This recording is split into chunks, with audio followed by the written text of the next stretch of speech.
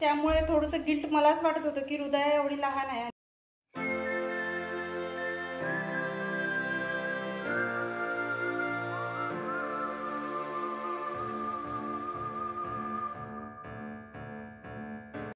Hello and welcome back. कशा आहात तुम्ही सगळे? आय होप की तुम्ही सगळे मस्त असाल, मजेत असाल आणि स्वतःची काळजी घेत असाल. तर एवढे दिवस व्हिडिओ का नाही आले तर ते सुद्धा मी पुढे व्हिडिओमध्ये सांगणार आहे. इनफॅक्ट त्यासाठीच मी आजचा हा व्हिडिओ तुमच्यासोबत शेअर करत आहे. तर आता थोडक्यात सांगते की मी तुम्हाला एक दोन व्हिडिओ आधी पण मी सांगितलं होतं की मला थोडं बरं वाटत नाही आहे आणि त्याच्या आधी पण मी तुम्हाला सांगितलं होतं की हृदया मला शूट वगैरे करू देत नाही आहे. सारखा मोबाईल ती मला देत नाही आहे, मध्येच मोबाईल मागत आहे किंवा तिचं रडणं चिडचिड करणं सुरू होतं किंवा शूट करायच्या नावानेच तिला असं वाटत होतं की मम्मा कुठेतरी बिझी होत आहे किंवा मग मी एडिटिंग वगैरे करायला बसायची तर हृदया सारखी जवळ यायची, मोबाईल रख दो मम्मा, शूट मत करो, असं तिचं चालू असायचं. त्यामुळे थोडंसं गिल्ट मलाच वाटत होतं की हृदया एवढी लहान आहे, वेळ देत नाही आहो, तर मग त्याचा कायच फायदा.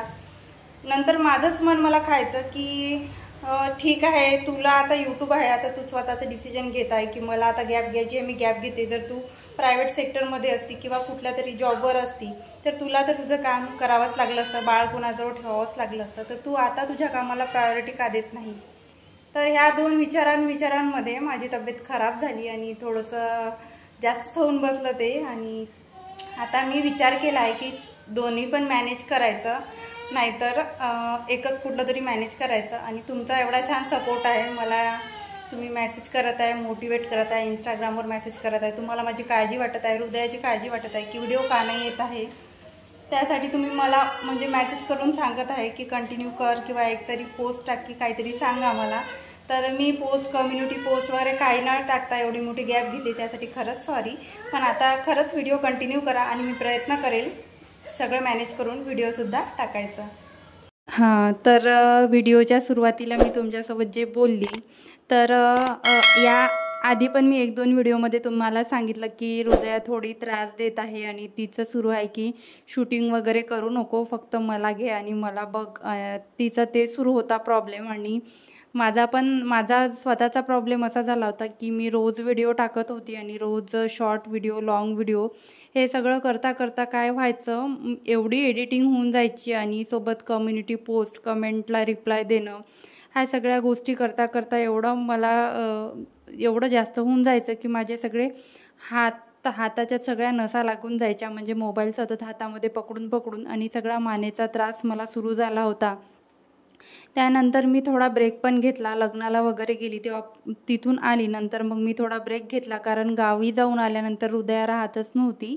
तिला सतत असं कोणी ना कोणी पाहिजे असायचं सोबत. म्हणजे मग ती मला विचारायची की माझी मोठी आई कुठे गेली, माझी आजी कुठे गेली. तर मला असं वाईट वाटायचं की आपण एकटं राहतो तर आपल्या मुलांना आजी आजोबांचं वगैरे असं प्रेम मिळत नाही. तर त्यासाठी मग मला पण असा गिल्ट वाटायचा की आपण जर बिझी राहिलो तर आपल्या बाळाला कोण लक्ष देईल.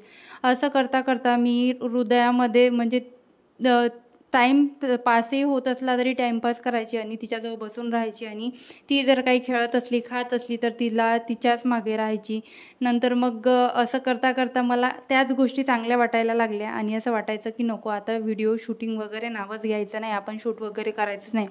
अर्थात असं करता करता विचारामध्ये म्हणजे जो गिल्ट मला होता की मी हृदयाला वेळ देत नाही, त्या गिल्टमधून तर मी निघाली. मग नंतर मला एक नाही तर 2 ते 3 ताईंनी मला इन्स्टावर मेसेज केले की तू व्हिडिओ का नाही टाकत आहे, तुझ्या व्हिडिओची आम्ही वाट बघतो. आणि एका ताईंनी तर म्हटलं की तू आता एवढी पुढे गेली आहे आणि आता मागे का हटती आहेस, तू कंटिन्यू कर, म्हणजे थोडं का होईना थोडा प्रयत्न तू कर आणि व्हिडिओ अपलोड कर, तुला यामध्ये यश आहे. मला तिथून मग परत मोटिवेशन भेटलं आणि असं वाटलं की नाही, आपण उद्यापासून व्हिडिओ टाकूया. पण माझी तेव्हा तब्येत खराब होती आणि मी याच विचारात होती आणि थोडे पाहुणे पण होते घरात.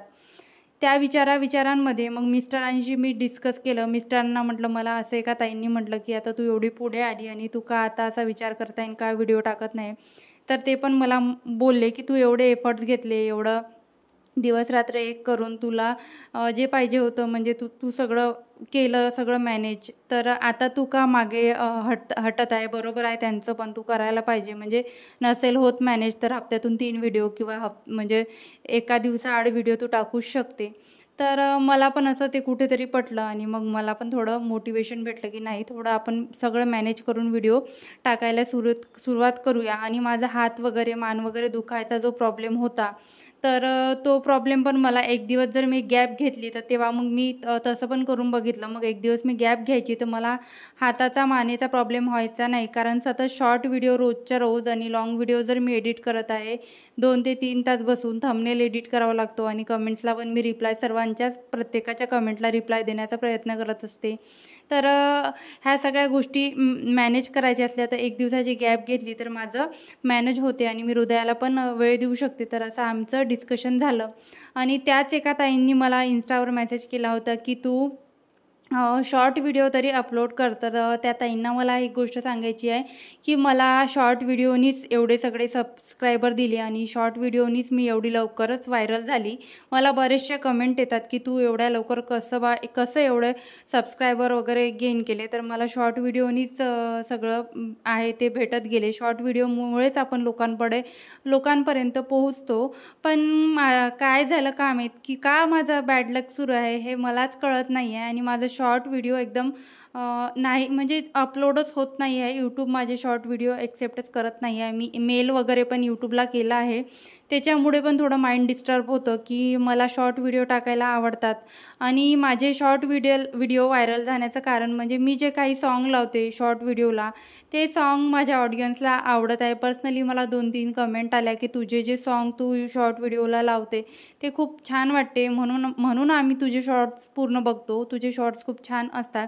तर मग मी जेव्हा रिसर्च वगैरे केला की माझे शॉर्ट व्हिडिओ का अपलोड होत नाही, कुठला प्रॉब्लेम झाला, काय प्रॉब्लेम झाला, काही आपण वेगळं असं कंटेंट टाकतो आहे का की ज्याच्यामुळे आपल्या यूट्यूब एक्सेप्ट करत नाही आहे. असं सगळे डोक्यामध्ये असे विचार सगळे एकादमनी येतात ना. सगळं आपण एक विचार करतो की 100 विचार म्हणजे बिनाकामाचे विचार आपल्या डोक्यामध्ये घर करतात, अशासारखं झालं. तर ही माझी भाषी म्हणजे पाहुणे आले होते, तर नंदेची मुलगी आहे माझ्या. तर ती इथे दिवे लावत आहे, ते सांगायचं राहिलं होतं.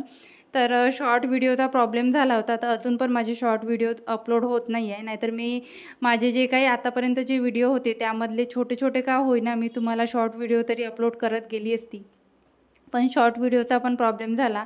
मेल पाठवल्यावर 24 तास आपल्याला थांबावं लागतं, नंतर त्यांचा रिप्लाय येतो. त्यांचा यूट्यूबचा रिप्लाय आला, सगळं काही व्यवस्थित होतं. पण परत जेव्हा मी शॉर्ट व्हिडिओ अपलोड करायला गेली, माझा एक जो शॉर्ट व्हिडिओ मी एडिट करून ठेवले आहे, ॲक्च्युली त्या शॉर्ट व्हिडिओमुळे प्रॉब्लेम येत आहे, तो यूट्यूब एक्सेप्ट करत नाही. आणि मी परत तीच चूक केली, तोच व्हिडिओ मी परत अपलोड केला आणि माझा शॉर्ट व्हिडिओ परत ब्लॉक झाला. आता मला परत यूट्यूबला मेल पाठवावं लागेल आणि ते माझं शॉर्ट व्हिडिओचं बरोबर करावं लागेल. तर असं हे सुरू होतं आणि पाहुणे वगैरे असल्यामुळे थोडीशी मी पण डिस्टर्ब झाली होती. तर म्हटलं चला आता आपण रुटीनला लागूया. आणि बऱ्याचशा कमेंट येत होत्या व्हिडिओ टाकत चल, व्हिडिओ का नाही टाकत, आम्ही वाट बघतो आहे व्हिडिओची. तर म्हटलं चला आपण व्हिडिओ टाकूया. जे आपल्या व्हिडिओची खरंच आतुरतेने वाट बघत आहे त्यांच्यासाठी तरी आपण आपलं काम सुरू ठेवूया. तर आता माझे संध्याकाळचं रुटीनच हे तुमच्याशी शेअर करत आहे आणि मला स्पेशली तुमच्याशी बोलायचं होतं, तर तो बोलण्यासाठीच हा व्हिडिओ होता. असे माझ्या मनामध्ये विचार येत होते यूट्यूब वगैरे बंद करायचा. तुमच्या मला सजेशन पाहिजे होते. नेहमी मला तुम्ही मोटिवेट करत येता. तुमच्या मोटिवेशनमुळेच मला खूप असं म्हणजे वेगळं काय करायचं आणि चांगले व्हिडिओ बनवायचं खरंच मोटिवेशन मिळते. तुमच्या छोटी जरी कमेंट आली, छोट्यात छोटी, मला खूप उत्साह मिळतो. आणि मला खूप सारे असे प्रश्न विचारले जातात. म्हणजे मी तर प्रश्नांचे उत्तरं कमेंटमध्ये देतच असते, पण काही अशा प्रश्नांचे उत्तर आहे जे काही मी अजून दिले नाही. तर आता मला रिसेंटली एक कमेंट आली की क्वेश्चन अँड आन्सरचा एक स्पेशल व्हिडिओ बनव आणि आमच्या जे प्रश्नांचे उत्तरं तू दे. तर तुम्हाला आवडेल का? मी क्वेश्चन अँड आन्सरचा जर व्हिडिओ बनवला तर तुम्हाला बघायला आवडेल काय? आणि तुमचे प्रश्न जर असतील तर तुम्ही कमेंटमध्ये टाकून ठेवा. मी छानपैकी व्हिडिओ बनवेल आणि तुमच्या सगळ्या प्रश्नांची उत्तरं त्यामध्ये देईल. आणि काय माझ्याविषयी तुम्हाला जाणून घ्यायचं आहे ते सुद्धा तुम्ही कमेंटमध्ये टाकून ठेवा. मी तुम्हाला नक्की तो लवकरच व्हिडिओ येईल. आणि माझं कुर्ती कलेक्शन वगैरे तुम्हाला, माझे ड्रेस कलेक्शन तुम्हाला बघायचं आहे, तो पण व्हिडिओ मी आता लवकरच घेऊन येईल.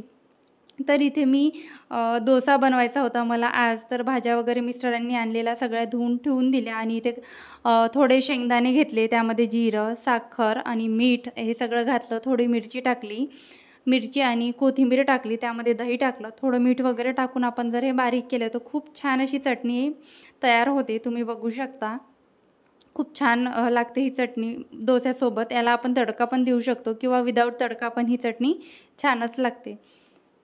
आता मी इथे डोस्यासोबत जी आपण बटाट्याची भाजी खातो ती भाजी इथे बनवत आहे. तर आधी मी त्यामध्ये जिरं टाकलं, जिरं नाही टाकलं, लसूण जिऱ्याची पेस्ट टाकली, मोहरी टाकली आणि थोडी उडदाची डाळ असते ती टाकली आणि त्यामध्ये कांदा आणि भरपूर सारा कांदा आणि हिरवी मिरची भरपूर सारी थोडं मीठ टाकलं फोडणीमध्येच, जेणेकरून कांदा लवकर सॉफ्ट होईल. आणि हे बटाटे पण असेच टाकले, म्हणजे आता मी मॅश करेल. आणि हळद टाकायला विसरली होती, तर लास्टमध्ये हळद टाकली. आणि आता हे सगळे बटाटे अशा पद्धतीने मी मॅश करत आहे. आणि ही चटणी ना खायला खूपच छान लागते आणि आपण बाहेर जसा डोसा खातो त्याच पद्धतीने ही चटणी आहे आणि सेम तशी टेस्ट येते. यामध्ये पाणी घालायचं आणि बाहेर जेव्हा आपण डोसा खातो तर अशाच पद्धतीची ओली अशी चटणी असते. तर म्हणून मी या बटाट्याच्या चटणीमध्ये पाणी घालून ही बटाट्याची चटणी घेते आणि थोडी म्हणजे 2 ते 3 मिनटं वाफ काढून घेते, मग झाकण लावून त्याला वाफ येऊ देते.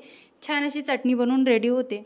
तर इथे मी डोसा बनवायला घेत आहे, तर हा तवा थोडा प्रीहीट करून घेतला. कास्ट आयरनचा तवा असल्यामुळे पहिला डोसा निघायला थोडा वेळच जातो, कारण हा तवा खूप जास्त वेटेड आहे. मी तुम्हाला बरेचदा सांगितलं की तुम्ही या तव्यामध्ये खरंच इन्व्हेस्ट करू शकता. खूपच छान तवा आहे आणि कास्ट आयरन म्हणजे बिडाचा तवा आहे, कधी हेल्दी ऑप्शन आहे नॉनस्टिकपेक्षा. थोडे एफर्ट्स लागतात, म्हणजे याला थोडं सीझनिंग वगैरे करून ठेवावं लागतं. पण एकदाचा जर हा तवा सीझन झाला ना तर आपल्याला लाईफस्टाईल इन्व्हेस्टमेंट म्हणून आपण याला वापरू शकतो. तर अशा पद्धतीने डोस्याच्या बॅटरमध्ये फक्त मी मीठ टाकलं थोडं आता, आणि डोसा इथे मी बनवत आहे. आणि थोडं जोपर्यंत माझा डोसा म्हणजे छान क्रिस्पी होत आहे, आणि कसं घरामध्ये लहान मुलं असले ना तर त्यांना क्रिस्पी डोसा आवडतो. तर डोसा इथे क्रिस्पी होत आहे, तर तोपर्यंत जो काही ओटा आहे तो स्वच्छ करून घेते म्हटलं. कारण काय होते ना, असे जर पदार्थ आपण करायला जातो ना तर खूपसा असा पसारा आणि खूप सारा घाणेरडेपणा तो ओट्यावर असतो आणि मग नंतर एकादमीने जर आपण स्वच्छ करायला बसलो तर खूप कंटाळा येतो. तर इथे माझा डोसा छान फुल पॉवरवर ठेवला आहे, कारण तवा खरंच गरम व्हायला वेळ लागतो. तर इथे छान असं तेल ओतून घेतलं. जसा जसा डोसा शिजत येतो तशा तशा त्या डोस्याच्या कडा अलगद सुटत येतात. काहीच आपल्याला एफर्ट्स घ्यावं लागत नाही आणि चिकटत वगैरे पण नाही. तोपर्यंत मी इथे थोडा डोसा क्रिस्पी करायला ठेवला आणि इथे म्हटलं चला सर्व करून घेऊया. तर इथे जी काही मी बटाट्याची चटणी केली होती ती मी त्या प्लेटमध्ये वाढली. नंतर जी काही शेंगदाणे आणि दही टाकून चटणी केली होती ती चटणी प्लेटमध्ये काढत आहे. आणि अशा पद्धतीने क्रिस्पी डोसा तयार आहे. तुम्हाला मी आता दाखवतेच किती क्रिस्पी झाला आहे. म्हणजे आपण बाहेर पण एवढा टेस्टी आणि एवढा छान डोसा मिळत नाही, तसा डोसा आपण घरी बनवू शकतो. तर अशा पद्धतीने माझा डोसा झाला आहे, बघू शकता. तर कसा वाटला तुम्हाला माझा आजचा व्हिडिओ मला कमेंटमध्ये नक्की सांगा. आणि तुम्हाला जर माझे व्हिडिओ बघायला आवडत असेल किंवा तुम्ही जर माझ्या चॅनलवर नवीन असाल तर व्हिडिओला लाईक आणि चॅनलला सबस्क्राईब करायला विसरू नका. भेटूया अशाच एका नवीन आणि इंटरेस्टिंग व्हिडिओमध्ये. तोपर्यंत स्वतःची काळजी घ्या. बाय.